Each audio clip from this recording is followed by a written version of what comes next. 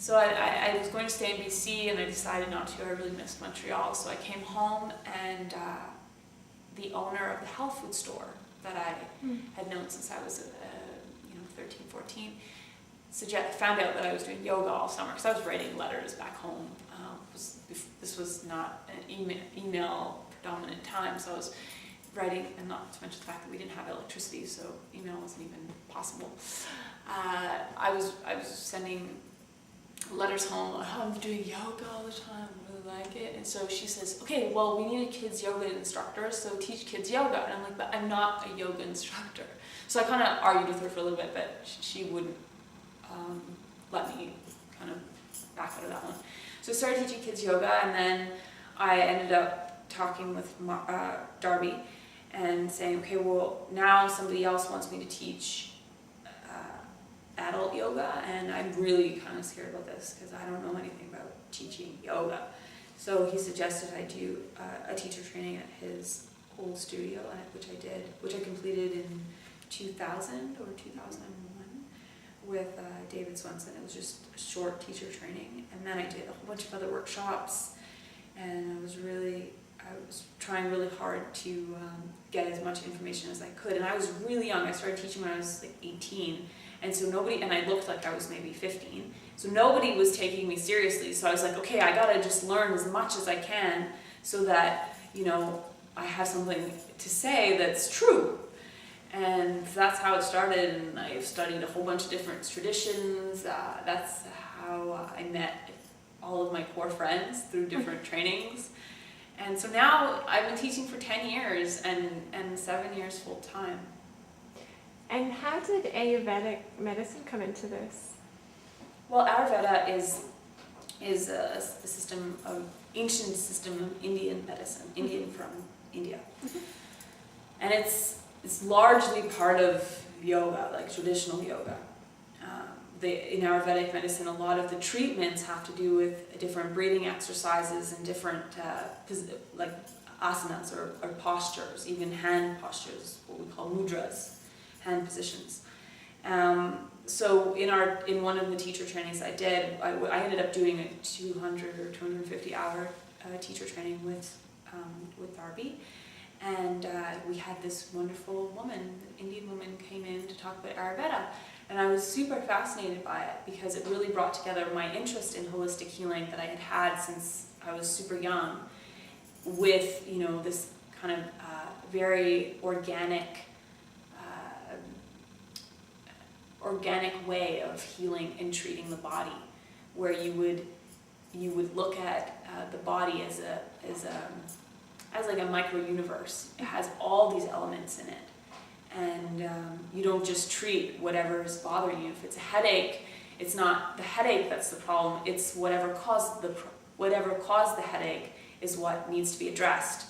So I was very interested in Ayurveda, but I didn't have really time to focus on it. And then I had this opportunity to take a practitioner's training course. So I'm in the process of studying to become an Ayurvedic doctor, although it may take me several years to get there. But I'm really enjoying infusing Ayurvedic with what I'm already doing and learning how to treat whatever imbalances come up during the course of this 108 with what I'm learning in Ayurveda. And Anita, who's my Ayurvedic teacher, has become a really important supporter for me and a great mentor.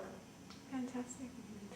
If someone comes to you and they would like to shift their life, do you think there's a set formula that anyone can incorporate in order to transform on any level? It could be anything. You need to drink green juice, you need to or is it just everyone's on their own journey, there's not really a set formula, there's no book to read? I think that there is a very open-ended set formula. I think that it definitely requires a lot of silence. I like to practice by myself. I do a lot of practice with other people, but I find that I have the most opportunity for transformation when it's just me, myself, and I. Usually I like to practice outside, barefoot, without even a mat. And I find that I have really interesting conversations with myself during that time. Mm-hmm.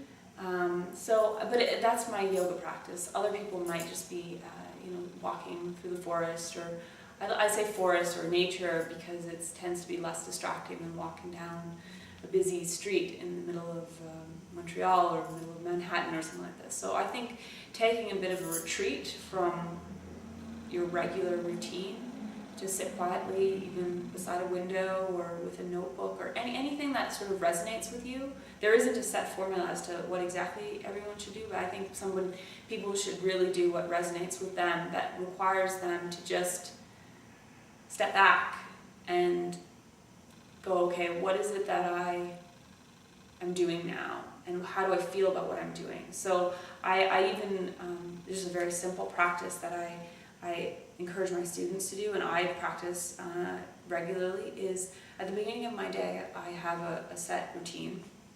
This works for me, it may not work for other people, is that I get up, I make a cup of tea or just warm water, and I sit, and I just close my eyes, and I start to just scan my body and see, okay, where are the areas that feel like the energy, or it takes a little bit of time to feel energy. It sounds a bit flaky, but after some time, you start to become a lot more sensitive towards yourself. You can feel things that you didn't know you could feel before. You can breathe in different areas that you couldn't imagine you could breathe into. Like, how can you breathe into your stomach? It's not like your lungs are in your stomach, right?